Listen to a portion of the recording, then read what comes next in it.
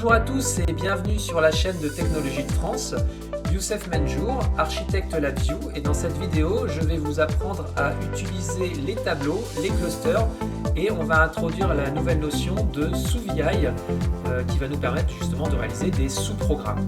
Donc c'est parti, donc là on fait Fichier, Nouveau VI, donc Nouveau programme. Donc ce qu'on va faire, on va cliquer, ou utiliser le raccourci CTRL-N. On va également afficher le diagramme et la face avant. Donc on va faire un CTRL-T et on va commencer avec les tableaux. Donc les tableaux, c'est tableau, donc conteneur de données. Donc on pose un tableau. Donc là on va poser un tableau 1D. Donc là on va prendre un tableau de booléen par exemple pour commencer. Voilà. Donc on va renommer tab bool. Voilà. Là, comme vous le voyez, c'est un indicateur et pas une commande. Donc la variable qu'on a déclarée tabbool, il va falloir l'utiliser. Donc dans le cas d'un langage de flux, cette fois-ci, on va plutôt prendre une commande. Donc on va faire un bouton droit, changer en commande. Voilà. Ensuite, on va lui donner quelques valeurs. Voilà. Voilà, tout simplement. Je vais copier ce tableau en tab 2, très bien. Et puis ce deuxième tableau, je vais réaliser une opération. Donc l'opération, donc là on va prendre vite fait PowerPoint. J'ai réalisé une flèche avant de commencer à faire cette vidéo. Voilà, je vais poser une flèche. Donc, hop, pour l'instant on est en gris, donc on va passer en blanc. Donc affichage, palette d'outils. Je prends mon petit pinceau, je peins en blanc. Et donc là, si je tourne, j'ai ma petite flèche. Bon, pas totalement... tac.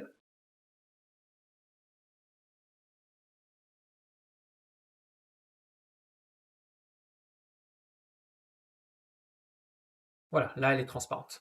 Enfin là elle est intégrée directement. Donc j'ai utilisé la petite pipette et j'ai utilisé le petit pinceau. Donc vous voyez, c'est quand même très rapide. Donc du coup, ce qu'on va faire, on va faire une petite opération booléenne. Donc on va faire quoi? On va faire un et par exemple. Hop. Et donc de et, on va obtenir, créer un indicateur.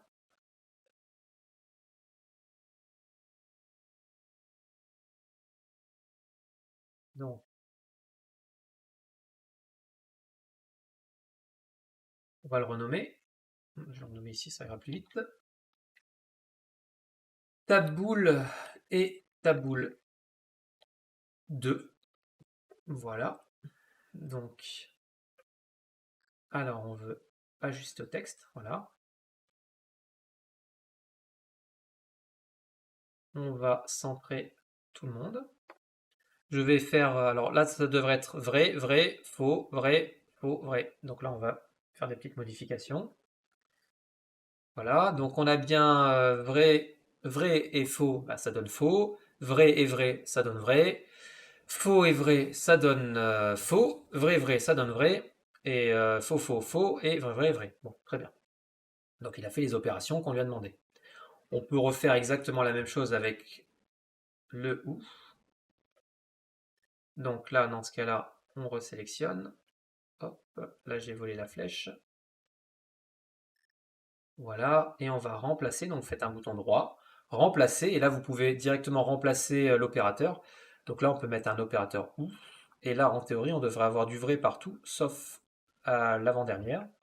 CTRL R, et en effet, donc là on va mettre ou, là on va écrire et, on va sélectionner les deux, les aligner, les grossir, et vous voyez, vous avez directement votre face avant qui affiche ce que fait votre programme. Donc on a bien la face avant d'un côté. Voilà. Bon, c'est juste pour la manipulation, quoi. Mais donc là, si on fait tourner en boucle, bah, vous voyez qu'on a l'opérateur et l'opérateur ou sur différents acteurs. Voilà, donc ça c'est les tableaux. Donc on peut réaliser également des tableaux. Alors je vais faire un nouveau VI, donc CTRL N. Alors celui-là, je vais le sauvegarder. Je vais le sauvegarder. On va le mettre dans le cours LabVIEW 3. Alors, vous aurez accès à tous ces petits programmes directement sur le GitHub de l'entreprise, il y a un lien en description, donc n'hésitez pas à aller voir si vous voulez reprendre justement les programmes ou si vous voulez refaire des TP avec. Écoutez, c'est en libre service. Donc là, on va mettre tab boule, j'enregistre, je ferme. Je crée un nouveau VI, CTRL N, CTRL T, et là, cette fois-ci, on va faire un tableau de 2 dimensions en numérique. Donc là, je prends Tab, hop, voilà, on rajoute une dimension de cette manière-là. Voilà, on change en... Alors, c'est une commande, donc c'est parfait. Donc là, Tab, alors là, ce sont des doubles, on va les passer en integer, on va travailler en integer. Donc comment on fait? Bah, simplement bouton droit sur l'une des valeurs, représentation, et là on va mettre du 8, c'est largement suffisant. Il faut maîtriser en fait les types, c'est très important que vous maîtrisiez vos types et que vous sachiez ce que vous faites. Voilà, et donc là c'est un tableau, on va lui mettre quelques petites valeurs. Voilà, 1, 5, 5, voilà. Et je vais également déclarer un tableau, donc je vais le faire de 2 manières. Je vais utiliser la boucle for. Donc c'est un tableau de 4 sur 1, 2, 3, 4, 5, donc 4 sur 5. Donc créer constante. Alors on va... nombre de lignes 5. Donc je fais une boucle, bah, je vais faire 2 boucles imbriquées. Créer constante 4, voilà. Et là je vais simplement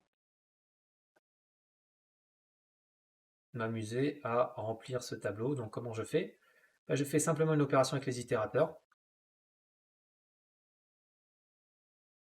Et donc en fait, en sortie, je vais créer, alors sur cette première boucle, je vais créer un tableau 1D. Et sur cette deuxième boucle, bah, je vais créer un tableau 2D. En fait, c'est des dimensions, ça va être ligne par ligne. Donc là, vous allez petit à petit vous habituer à ce type de technique. Donc créer, alors on va vérifier, un indicateur. Donc je vérifie ce que j'ai fait. Donc CTRL R, 1, 2, 3, 4, 1, 2, 3, 4, 5. Donc en effet, donc là, je suis bien. En fait, il fait les lignes. Il va faire des lignes et il va mettre les lignes les unes derrière les autres. En fait, ici, là, quand il arrive ici, il les concatène les unes derrière les autres. Donc, ligne. Et donc là, comme on est en 2 dimensions, eh bien, ça fonctionne comme ça. Alors là, je mets le commentaire colonne. Alors, hop. On manipule un petit peu en fait. Donc on joue un petit peu avec ligne, colonne. Donc là, j'ai mon tableau. Donc là, on va mettre un indicateur. Indicateur tab boucle. Et ici, voilà, donc là, je vais donc toujours CTRL ALT pour pouvoir diminuer l'espace. Voilà. Et donc, ce que je vais faire, bah, je vais par exemple sommer, donc je vais faire une opération. Donc je vais additionner mon tableau d'integer avec le tableau de U32 que j'ai créé. Donc là, en fait, ce qui se passe, c'est que il va falloir faire une conversion. Donc on voit un petit point rouge ici, là, sous la view, donc l'opération plus. Alors, 2 remarques. Première remarque, les opérateurs sont surchargés sous la view, une grosse partie des opérateurs. C'est-à-dire que ce que j'essaye de vous dire, c'est que normalement un opérateur plus, quand vous l'utilisez, logiquement c'est entre 2 valeurs. Alors là je mets 2 constantes doubles. Par exemple là je vais sommer 5 et créer une autre constante, voilà, 10, et créer un indicateur. Donc là logiquement, bah, quand je somme, un opérateur c'est x plus y, avec 5 c'est x, y c'est 10. Bon, bah, la logique en fait, un opérateur, bah, il se contente de prendre un simple integer. Dans le cas de la view, ils ont fait ce qu'on appelle, alors ce qui existe également en C++, de la surcharge d'opérateurs, c'est-à-dire que l'opérateur plus peut être utilisé également pour d'autres, comment dire, d'autres entrées. Et donc, parmi ces entrées, bah, il peut y avoir des tableaux 2D, 3D, 4D. Donc, qu'est-ce qu'il va faire? En fait, il va sommer toutes les valeurs qui sont à l'intérieur. C'est ce qu'on a ici. Donc, on a surchargé l'opérateur. Ça, c'est la première remarque. La deuxième remarque, donc les opérateurs sont surchargés sous la view et je vous invite à tester et vous allez voir que bah, par moment c'est très pratique. La deuxième remarque, ça vous évite de faire des algorithmes complexes. La deuxième remarque, c'est que là, vous voyez, on a sommé un tableau de U32, donc de I32, donc c'est inscrit ici en petit. Donc si vous faites un bouton droit et vous faites représentation, vous l'avez là, I32, avec un tableau de U8. Donc ça se somme, ça se convertit, il n'y a pas de souci. Mais quand la view le fait lui-même, il va inscrire un petit point rouge. Donc vous avez deux possibilités. Soit vous décidez de sommer deux déclarations identiques. Donc à ce moment-là, bah, vous changez le U8 en I32 de cette manière-là, et le petit point rouge disparaît. Donc c'est pour ça que je vous invite à maîtriser ce que vous faites et à maîtriser vos types. Donc, soit vous faites ça, soit vous dites non, non, moi j'ai un tableau de. C'est comme ça, mon programme est comme ça, c'est du, je sais pas moi, du U8. Et donc à ce moment-là, bah, il va falloir faire une conversion. Et donc pour faire une conversion, vous faites un bouton droit sur le fil, vous faites insérer, palette numérique. Et là, dans la palette numérique, vous avez les conversions, les outils de conversion. Et nous, ce qu'on veut, c'est du I32. Donc voilà, j'ai cliqué sur I32. Si je fais un CTRL H, voilà, vous voyez, c'est pour du to long integer, donc en entier long, donc en entier de 32 bits. Alors là, on est en entier signé. On passe de non signé 8 bits en signé 32 bits. Maîtrisez ce que vous faites, c'est vraiment important. Il faut que vous maîtrisiez vos types. National Instrument, si vous allez passer le CLD, je vous déconseille de laisser des petits points rouges à droite à gauche si vous voulez avoir le maximum de points. On fera un cours plus tard de préparation au CLD. Donc le CLD, c'est le Certificate LabVIEW Developer, qui est le premier palier en fait de niveau chez National Instruments. Qui est une certification qui montre que vous savez coder correctement sous LabVIEW. Et dans les règles de bonne pratique, il est important de savoir que lorsque vous faites des opérations entre alors avec un opérateur, vous faites des opérations entre comment dire, des types, il est bon d'avoir des types qui soient identiques. Et si ce n'est pas le cas, eh bien, il faut faire des conversions pour avoir des types qui soient identiques. Compatible, vous allez avoir un petit point rouge, mais compatible, ce n'est pas forcément bien. Il faut que ce soit identique. Donc, faites des conversions. Donc là, on a fait une conversion en U, en I. En 2, donc je commente, je prends l'habitude de commenter. Voilà. Là, on a euh, tab 1, entre parenthèses, U8. C'est ce que ça prend en mémoire. Et c'est important aussi parce que si vous n'avez pas besoin de trop de mémoire, ne prenez pas inutilement bah, de la mémoire, quoi, des bits. C'est idiot en fait. Pourquoi? Parce que là, pour l'instant, ce sont des programmes assez simples. Mais quand vous allez commencer à travailler sur des programmes plus complexes, vous allez voir que vous allez commencer à prendre beaucoup de mémoire et certains de vos programmes pourraient planter justement parce que vous êtes trop gourmand, tout simplement, et inutilement gourmand. Donc voilà, vous voyez. Donc là, U8 plus I32. Bon, bah là, on a décidé d'aller en I32. On aurait pu également aller dans l'autre sens, c'est-à-dire en U8. Mais bon, là, on va rester comme ça pour l'instant. Donc là, je crée un indicateur. Cet indicateur est bien en I32. Donc c'est le résultat. Résulte table. Voilà. Donc on va l'afficher convenablement. Donc ce petit morceau de code, on le supprime, on n'en a pas besoin pour l'instant.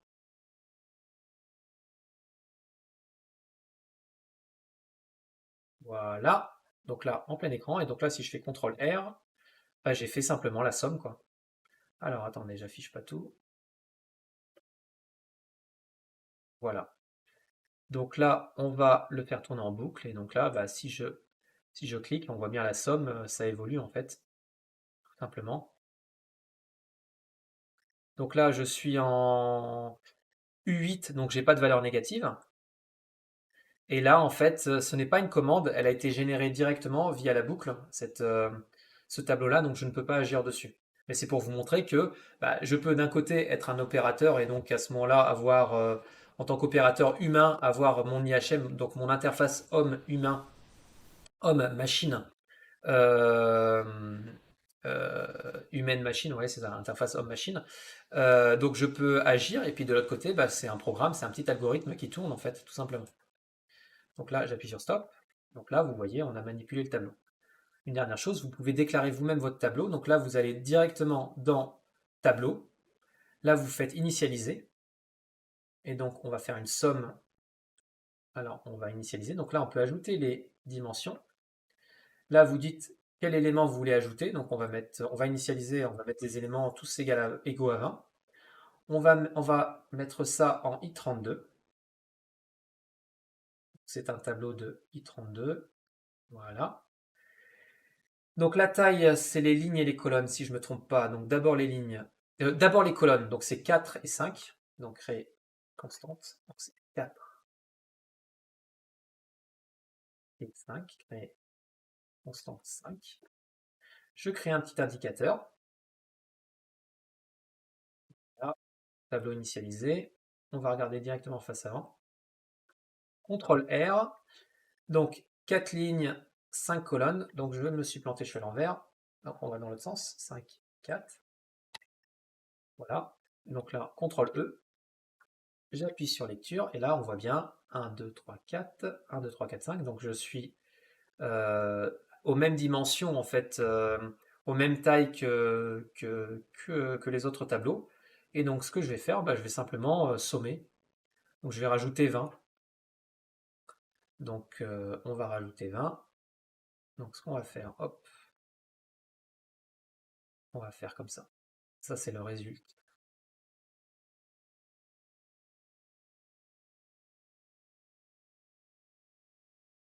Voilà, on essaye d'être propre. Donc ça c'est le premier résultat. Et ça c'est le second résultat. Donc je reprends ma flèche. CTRL C.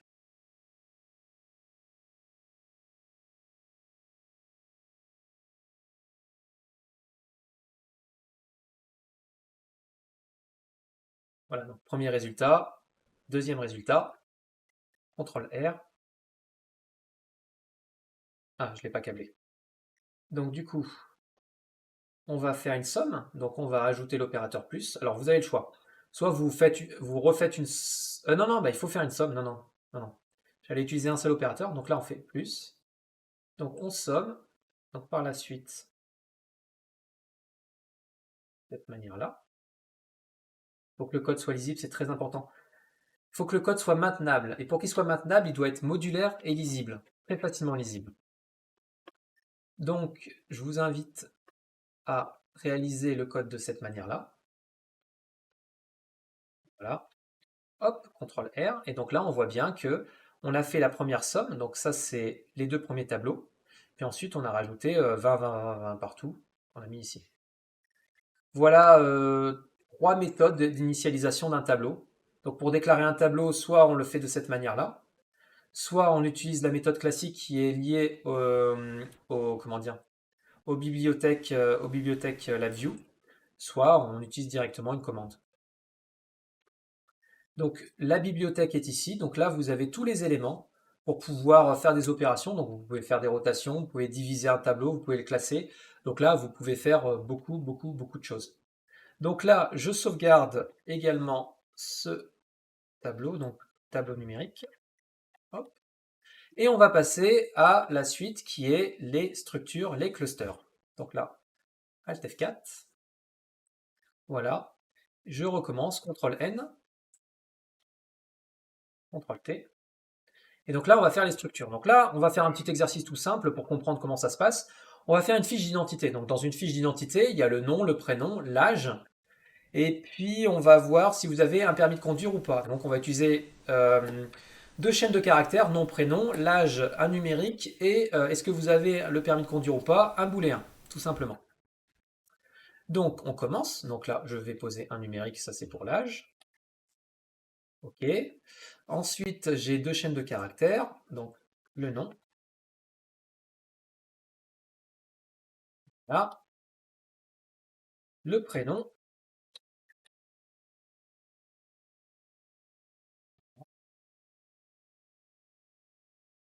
prénom, âge, et puis est-ce qu'il a son permis? Hop. Alors attendez. Bah, vous voyez, là, je vais utiliser, on va utiliser une autre commande. Donc là, on va regarder les commandes qui existent.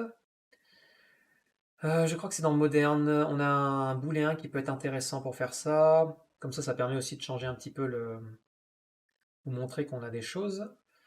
Tac, tac, tac. Système. Non, allez, on va faire moderne. Enfin, on va utiliser la lettre carré. Permis. Permis B. Voilà, on va grossir un petit peu la lettre. Vrai, faux. Voilà. Alors, pourquoi réaliser une structure? Pourquoi utiliser un cluster? Alors, une structure en C, C++ ou un cluster. Pourquoi? Ben, simplement, regardez, là, on a créé plusieurs variables. On a créé plusieurs variables et le souci, c'est que ben, ça peut monter très rapidement, le nombre de variables. Donc, il faut organiser ces variables. Donc, pour les organiser, eh bien, simplement, alors déjà, c'est une commande, changer en commande, on va utiliser un cluster. Donc, comment on fait? Cluster, plutôt directement, voilà ici. Donc, cluster, on y met tout le monde. Donc, on a créé notre structure, qui est notre fiche d'identité, juste à la taille.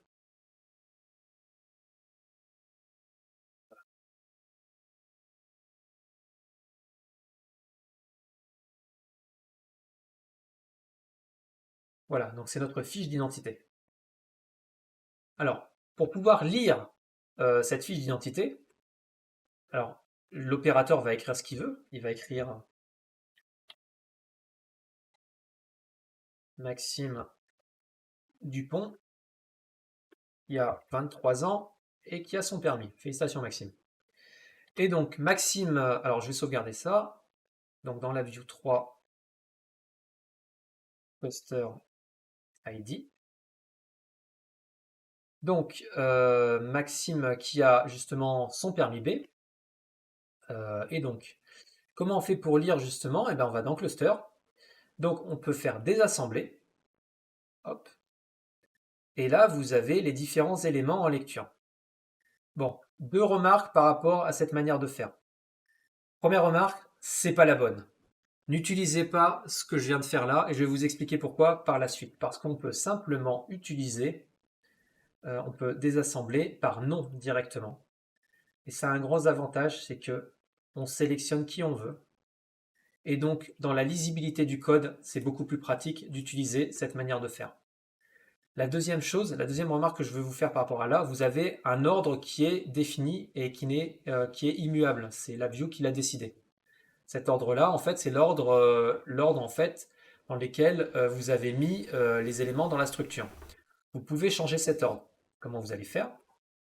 Eh bien, vous prenez votre souris, cliquez droit, faites ordonner les commandes. Là, actuellement, vous avez, c'est l'âge qu'on est censé voir en premier. Donc là, on voit un double. ABC, alors DBL, c'est le double, c'est lui. ABC, ABC, ce sont les deux chaînes de caractères, donc 1 et 2. Et puis, je suppose, true, false, bah, c'est le booléen qui est là. On va mettre, juste pour changer, on va plutôt mettre Maxime en premier, prénom, puis l'âge, puis le permis. Je valide. Et donc là, maintenant, j'ai le nom, le prénom, l'âge et le permis. Si j'ai posé le booléen permis ou pas permis. Si j'ai posé simplement. Alors attendez, je vais faire une autre chose, c'est que je vais enregistrer ça, je vais euh, désigner la valeur actuelle comme défaut. Comme ça, lorsqu'on éteindra le programme et qu'on retournera sur le programme, bah, par défaut, les valeurs qui s'inscriront seront ces valeurs-là. Donc j'ai simplement utilisé en fait cet opérateur ici pour vous montrer qu'on était capable en fait d'ordonner un cluster. Mais dans les faits, n'utilisez pas cet opérateur.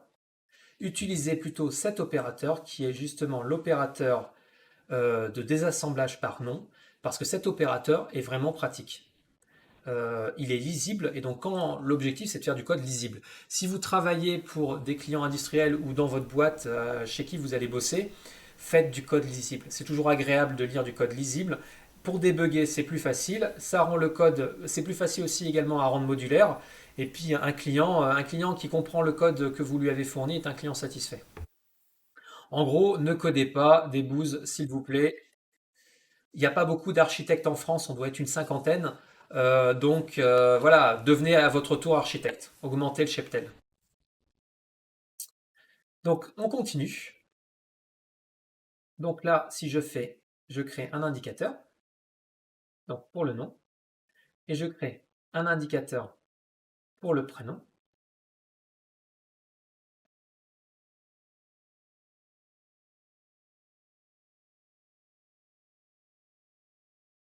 Là, on va les aligner correctement. On va surtout leur donner la bonne taille. Voilà. Je pense qu'ils sont bien alignés là. Ok. Donc du coup, si je fais CTRL R, vous voyez, voilà, on va se mettre en mode debug, tiens. Ça fait un petit moment qu'on l'a pas fait. Hop, lecture, et là vous allez voir, hop là, le flux. Donc ça se déplace comme sur un circuit électronique. Et donc là, vous voyez, on a bien lu le cluster, donc la structure en C, C++, donc le cluster en la view. On a lu Maxime Dupont. On peut également manipuler évidemment l'intérieur de nos éléments. Donc on peut centrer. On peut faire beaucoup de choses sous la view. Voilà. On peut changer les couleurs comme je vous ai montré précédemment. Voilà, on peut faire beaucoup de choses. Donc on est capable de lire. Maintenant, on va réaliser un petit programme rapidement. Il récupère les données, donc il va récupérer le cluster, et qui va simplement modifier par exemple l'âge. Il va rajouter une année par exemple à l'âge. Comment ça marche? Bah, tout simple, on va mettre un indicateur, créer un indicateur pour commencer.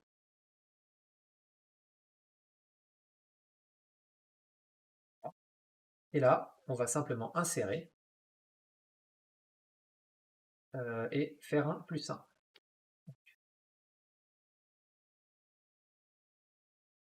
Âge incrémenté.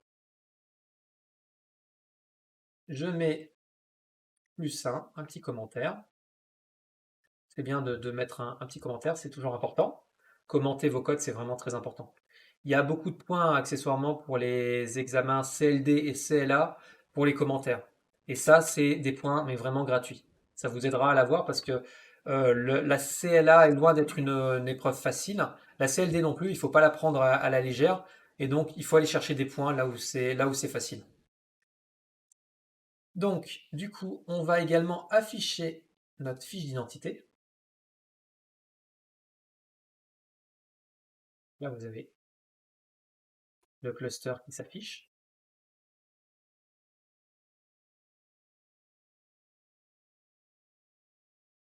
Read. Et là, on est en write. Voilà. Et en fait, ce qu'on peut faire, c'est on va créer une constante. Je vais vous montrer. Ah non, mais pas. Ouais, si, on va faire comme ça. On va créer une constante. Donc, tout est à 0. Si j'appuie sur CTRL R, vous voyez, j'ai 0, 0, 0, F. Ben, 0, 0, 0 et false. Donc, pourquoi j'ai fait ça en fait? Alors, je double-clique dessus pour l'afficher en tout petit. Je vais dans cluster et là, on va apprendre à écrire dans un cluster. Donc, on va faire assembler par nom. Donc, quand on assemble un cluster, il faut savoir qu'est-ce qu'on assemble. Donc, justement, type de cluster. Donc, il nous faut un type de cluster. Donc, qui est évidemment identique aux deux autres clusters qui sont write et read. Donc, le nom, on va récupérer le nom du cluster. Le prénom, on va mettre un prénom Toto. Allez, voilà, tout simplement. L'âge, on va lui dire qu'il a 55 ans. Pourquoi pas. Voilà, et Toto n'a pas son permis. On le met à faux. Oups, voilà. Et là, j'injecte. Alors, ce qui se passe, c'est qu'en fait, je vais récupérer le nom qui est dans ma fiche d'identité. C'est juste pour vous montrer comment on peut faire pour lire et comment on fait pour écrire dans une structure. Et c'est vraiment très, très, très important et très pratique. Là, hop, type de cluster. Et donc là, on va insérer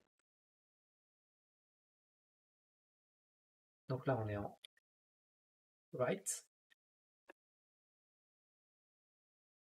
Et là, on est en read.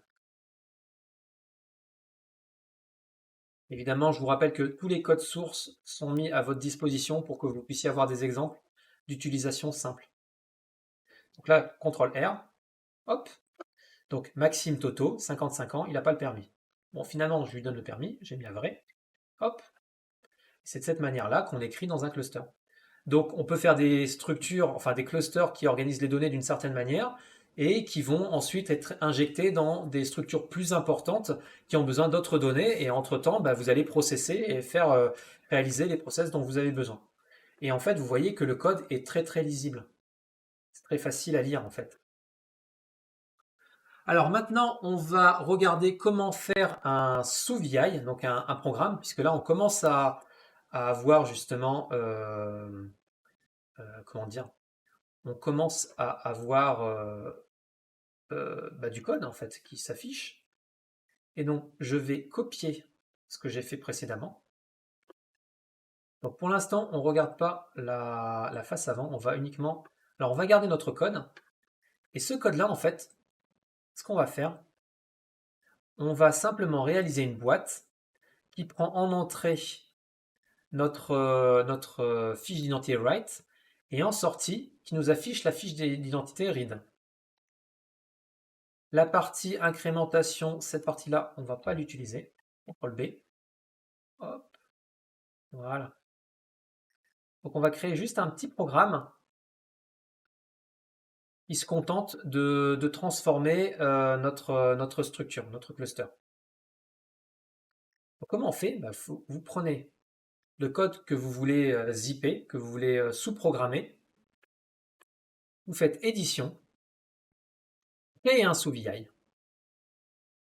Hop, LabVIEW crée une boîte qui ressemble à la boîte que vous avez en haut à droite ici. Alors là, vous la voyez pas. euh, vous la voyez pas. Alors c'est parce que j'ai zoomé. Voilà. Là, vous allez la voir. Donc, vous avez une boîte ici et vous avez la même boîte sous la view en haut. Je repasse en plein écran. Donc, du coup, qu'est-ce qu'on. Ah non, non, attendez. Non, je vais plutôt rester comme ça. Voilà, il faut que vous la voyez. Donc, je vais m'adapter à l'affichage.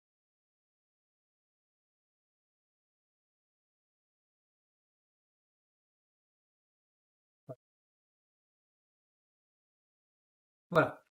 Donc là, vous avez la boîte en haut. Donc, ce qui se passe, c'est que on va vouloir personnaliser un petit peu cette boîte. Donc, cette boîte, c'est un sous-VI. Donc, on va double-cliquer dessus. On rentre dans le nouveau programme. CTRL E pour voir ce qui se passe. Et vous voyez, c'est le programme que j'ai écrit précédemment. Donc déjà, on va vouloir afficher autre chose que ce logo de base. Donc qu'est-ce qu'on fait? On double-clique dessus. Et là, on fait fichier, tout effacer. Et on va simplement dessiner ce qu'on veut dessiner. Donc je vous rassure, il y a déjà des modèles qui existent. Donc nous, on va juste pour le moment utiliser, faire nous-mêmes notre propre boîte. Donc National Instruments met à disposition déjà des petits logos que vous avez. Et vous pouvez également aller en chercher ailleurs et poser les vôtres.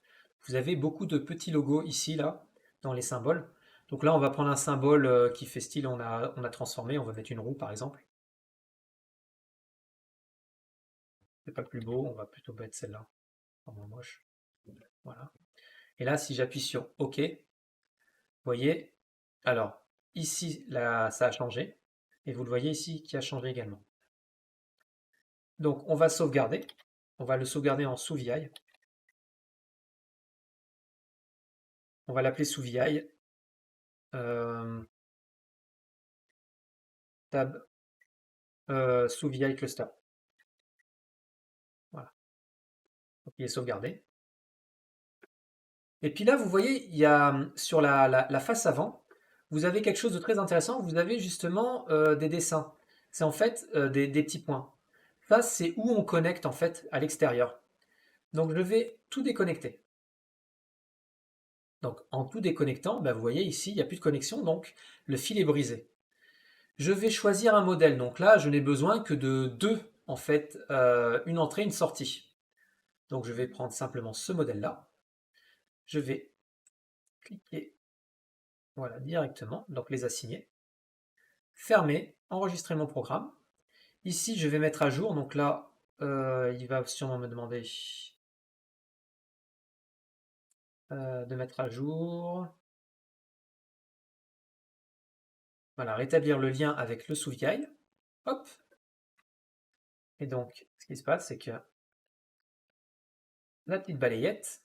Et donc, ce qu'on voit, c'est que ce programme et ce programme sont équivalents. Ils sont tellement équivalents que je vais simplement faire un if. Dans un cas, j'utilise l'un et dans l'autre cas, j'utilise l'autre. Donc c'est très simple. On fait une structure de condition. Donc, cas sans VI avec sous VI. Et donc je prends mon sous VI, je câble l'entrée, je câble la sortie. Voilà. On essaye d'être propre. Voilà. Et puis ici, on va mettre une petite commande. Créer une commande. Voilà, qui n'est pas très pratique. Donc on va faire un bouton droit, remplacer. Et on va prendre directement ma LED, par exemple, qui est, que j'utilise en commande. Donc j'appuie ou j'appuie pas. Ou non, on va plutôt prendre le bouton remplacer. Bouton texte. Donc si on est à faux, on est en sous VI. Très bien. Donc si on est à faux, là on est en sous VI. Donc quoi? Voilà. On va mettre sub VI plutôt. Sub VI. Donc là je vais dans propriété. Je vais dire que j'ai deux possibles. Alors j'ai une action, donc là, commutation à l'appui. Donc là je dis qu'il y a plusieurs chaînes. En off c'est sub VI et en on va dire normal. Là, tac, tac. Et pour le vérifier, ce qu'on va faire, on va créer une chaîne de caractères. Sub VI. Pour vérifier qu'on a bien exécuté. Ah, on va faire même mieux que ça. Ça va sortir d'ici en fait. Là, on va dire normal.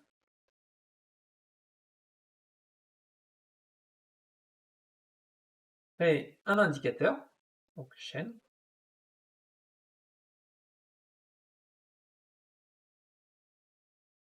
Et là, en fait, on va créer. Hop là. Une autre sortie, une autre donnée qui va sortir. Donc une constante qu'on appelle subVI.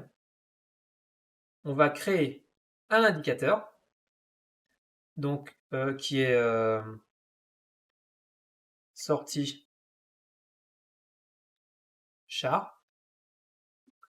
Cet indicateur, je vais devoir le câbler. Donc là, je n'ai que deux terminaux, donc je vais choisir un modèle où j'en ai un petit peu plus.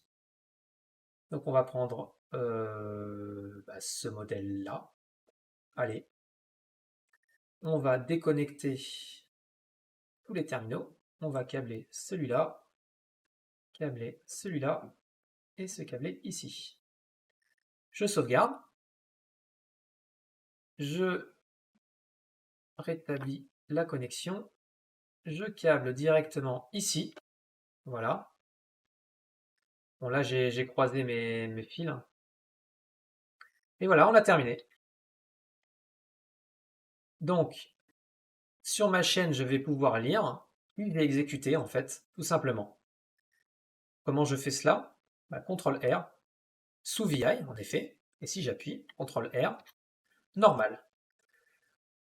Il ne reste plus qu'une chose à faire en fait, c'est simplement modifier ici comment dire, l'icône. Donc on va faire de la même manière. Donc là, j'efface tout. Je vais choisir cette icône par exemple. Voilà, tout simplement. Voilà, ça fait plus propre. Ça fait nettement plus propre de fonctionner de cette manière-là. Et puis dernière chose, bon là on a croisé les fils, c'est pas top, du coup on va reprendre très rapidement. Alors il faut simplement rester appuyé sur CTRL. Hop. Donc en restant appuyé sur CTRL, je vais simplement inverser deux fils. Je sauvegarde. Du coup là, il n'est pas content. Donc je recable simplement comme il faut. Voilà, une autre règle, c'est si on peut éviter, on évite de croiser inutilement les câbles. Donc là, je mets un petit commentaire. Fiche ID out. Et là, pareil. Élément visible, étiquette.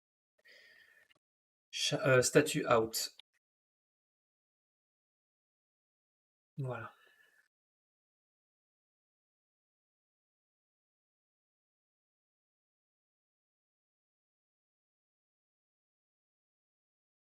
Je sauvegarde.